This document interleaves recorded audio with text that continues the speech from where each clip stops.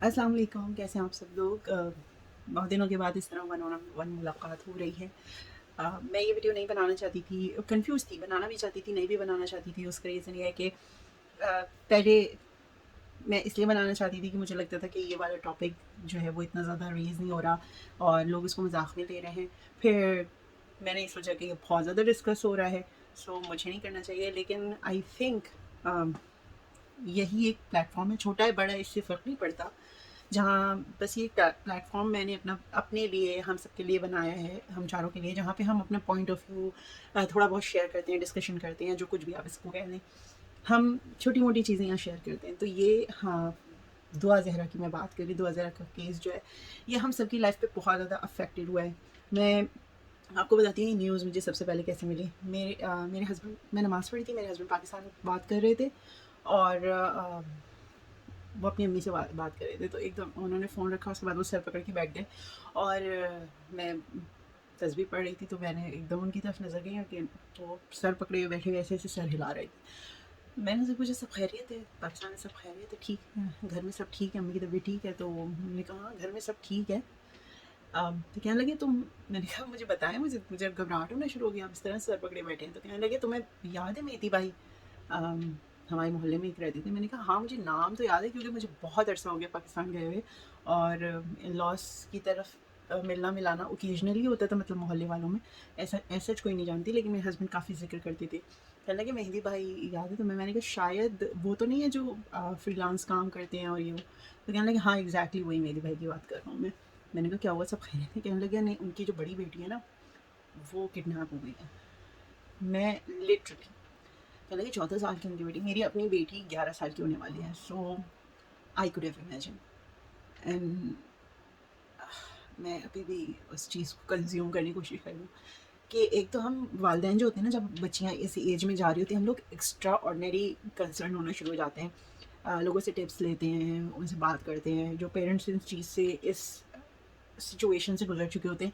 क्योंकि डॉक्टर्स और जिनसे भी आप बात करो ना, सब ये कहते हैं 11 से लेकर जो 14 साल वाली एज होती है ना, एक बहुत ज़्यादा डेंजरस एज होती है। बच्चा बन और बिगड़ रहा होता है इस एज में। हम सब पेरेंट्स के बहुत कंसर्न्स होते हैं इस चीज़ को लेकर। और जब उन्होंने बताया, अब मुझे जहन में सिर्फ मेरी एक चीज़ थी कि अल्लाह करे उसके वालिदैन को उनकी बेटी मिल जाए वापस। सिर्फ और सिर्फ ये एक दुआ थी जो मैं कर रही थी, क्योंकि मैं सोशल मीडिया को इतना फॉलो नहीं करती, अब मेरा स्केड्यूल इतना ज़्यादा हेक्टिक होता है। तो मेरे हस्बैंड कहने लगे कि 2 दिन से मिसिंग है और दोपहर के वक्त उसको किडनैप किया गया ना। I was like are you serious? और कहने लगे मैं मैं अपने बच्चियों को लेके बहुत डर रहा हूँ, मैं उनको पाकिस्तान कैसे भेजूँगा? हम लोग प्लान आउट कर रहे थे कि हमें पाकिस्तान जाना चाहिए, बच्चियों को दिखाना चाहिए वो जगह और जहाँ से हम बिलोंग करते हैं, सारी चीज़ें। तो लगे मुझे समझ में नहीं आ रहा। और मेरे भाई ने भी, मैंने बस एक फरहान, तो उन्होंने जब मुझे बताया बच्ची को किडनैप हुए हुए भी 2 दिन हो गए हैं, देन मैंने सोशल मीडिया देखा, इंस्टा पे पोस्ट वगैरह मैंने काफ़ी देखी, काफ़ी थ्रेड्स आए हुए थे कि दुआ ज़हरा मिसिंग, दुआ ज़हरा मिसिंग और ये सारा कुछ। उसके बाद पुलिस कुछ नहीं कर रही, जीडीसी वालों ने मतलब अपना प्लेटफॉर्म प्रोवाइड किया, वहाँ से बात उठी और डिफरेंट चैनल्स के ऊपर इंटरव्यू हुए, फलाना बहुत कुछ हुआ। एंड मैं सिर्फ एक चीज़ फॉलो कर रही थी, क्या वो बच्ची मिल गई? क्या वो बच्ची मिल गई है? पुलिस क्या कर रही है? हमारा सिस्टम क्या कर रहा है? Like they don't know. फिर 9 दिन के बाद, हाँ 8 या 9 दिन के बाद जो है वो पता चलता है कि बच्ची के साथ यूँ था, बच्ची को पता, बच्ची यहाँ है और अपनी मर्ज़ी से गई और ये वो। मुझे सिर्फ एक चीज़ का रिलैक्सेशन था, अल्लाह का शुक्र है बच्ची ठीक है। वरना हम लोग, हम, मैं और हस्बैंड ना, हम लोग की सिर्फ यही एक बात होती है यार, पता है जो, अगर चाहे जवान हो, चाहे बच्चा हो, चाहे बूढ़ा हो, कोई भी हो ना, अगर वो पता हो ना कि वो इस दुनिया में नहीं है, तो एक वक्त जो है ना आपको सुकून प्रोवाइड कर देता है।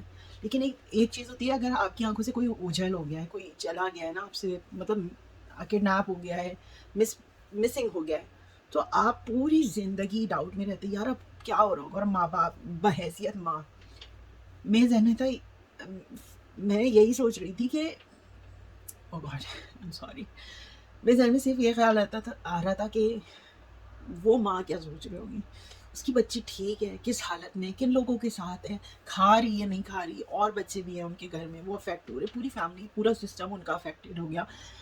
اور اس کے بعد پتہ چلا وہ اپنی مرضی سے گئی اور سارا کچھ. Then I was little bit calm down کہ یار چلو چیزیں سیٹل ہو گئی ہیں. اور یہ چیز جو ہے نا بہت زیادہ کامن ہے پاکستان میں، اسپیشلی پاکستان، انڈیا، اور مطلب ان ممالک کی میں بات کروں گی کہ یہ چیز بہت کامن ہے کہ لڑکیاں جو ہے نا اپنی پسند کی شادی کے چکروں میں یا کسی کے بہکاوے میں آ جاتی ہیں اور وہ چلی آتی ہیں. I was relax.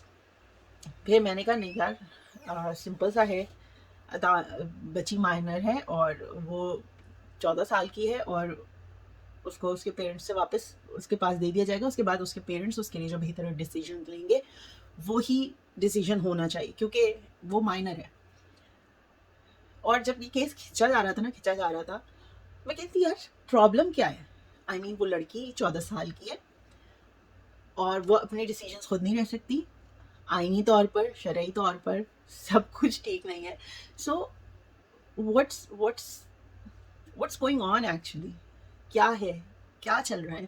دین اسما کا جو ہسبینڈ ہے اس نے مجھے بتایا کہ اپیا سندھ کا اور پنجاب کا جو قانون ہے نا دونوں الگ ہے. سندھ میں آپ 18 سال کی عمر میں شادی کر سکتے ہیں جبکہ پنجاب میں آپ 14 سال میں نکاح کر سکتے ہیں.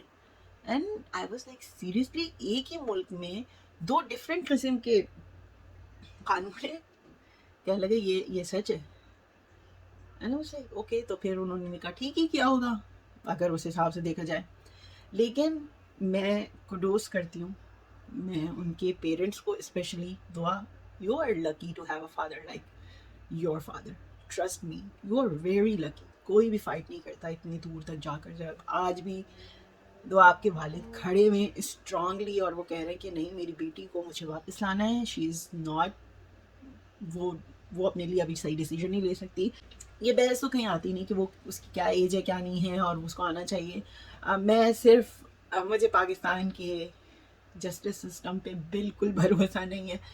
آئی مین سمپل سا کیس تھا، اس کو اتنا بڑا ایشو انہوں نے بنا دیا. سمپل سا کیس یہ تھا کہ بچی کو واپس لایا جاتا، وہ مل گئی تھی.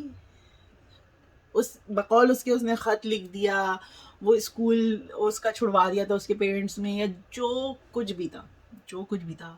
میں ان ساری چیزوں کو سائڈ پہ رکھ کے صرف ایک بات ہے کہ قانونی طور پہ دیکھا جائے نا شی از اے مائنر اور اس کو اپنے پیرنٹس کے پاس ہونا چاہیے and that should be it. اس کے بعد اس کے پیرنٹس ڈیسائیڈ کریں گے کہ وہ لڑکے کی فیملی آئے رشتہ لے کر اور پھر وہ اس کا رشتہ طے کرنا چاہے یا نہیں کرنا چاہے، بٹ وہ اس کے پیرنٹس کی رضامندی سے ہوگا. ایک اتنا سمپل سا قانون اس کو اتنا کمپلیکیٹڈ کر دیا ہے کہ اس بچی کے باپ اپنے اور بچوں کی ذمہ داریوں کے ساتھ ساتھ یہ ایک اضافی سسٹم بنتا ہے زندگی آسان کرنے کے لیے. لیکن پاکستان میں سسٹم جو بنتا ہے نا وہ ہم جیسے لوگوں کی زندگی کو مشکل ترین کرنے کے لیے بنتا ہے، مشکل ترین کرنے کے لیے بنتا ہے. اور کوئی بات کہہ دو تو آپ کو فوراً نوٹسز آنے شروع ہوں گے. آپ کو جب اپنے سسٹم پہ بھروسہ نہیں ہے، میں یہ بات جو ہے وہ عدالت سے پوچھنا چاہوں گی پاکستان کی، جب آپ کو اپنے سسٹم پہ بھروسہ نہیں ہے سو آپ نے یہ نادرا کا دفتر کیوں بنایا؟ یہ پاسپورٹس، یہ NIC، یہ نائکاپ، یہ ساری جھنجھٹ کیوں؟ یہ برتھ سرٹیفکیٹ وغیرہ کیوں ہیں؟ کیوں وہ ٹیسٹ کرواتے ہیں؟ کیوں سب کچھ کرواتے ہیں؟ اتنی محنت، اتنا پیسہ، سب کچھ لگتا ہے اس کے اوپر.